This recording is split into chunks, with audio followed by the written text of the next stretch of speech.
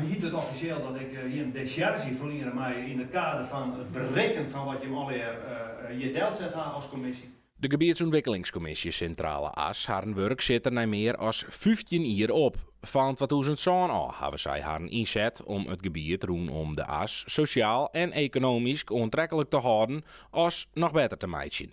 Als we er net eens weer in de commissie zijn, we zorgen even in het gebied hoe het erheen leidt. We hebben het door en dan heel precies zijn en dan meestal al oplossingen bedenken.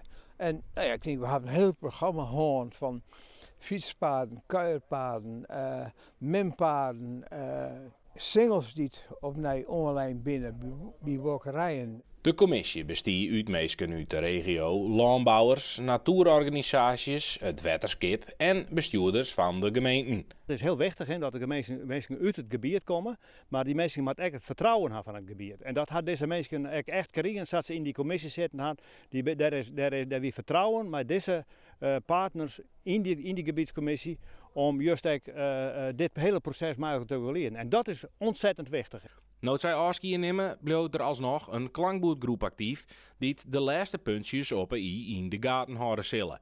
We hebben ik dus verantwoord geword.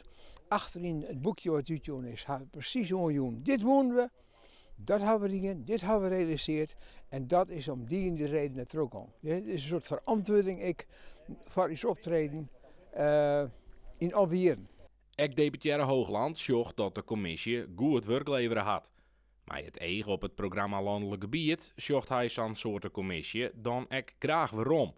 En over de faunapassage bij de Vallon is de deputaire lyrisch. Het is echt een bijzonder project wat je natuurlijk eigenlijk nergens zo in de wereld dat een dik zat dwars door zo'n prachtig gebied heen gaat en toch eigenlijk net opvalt. Dus dat is gewoon heel mooi.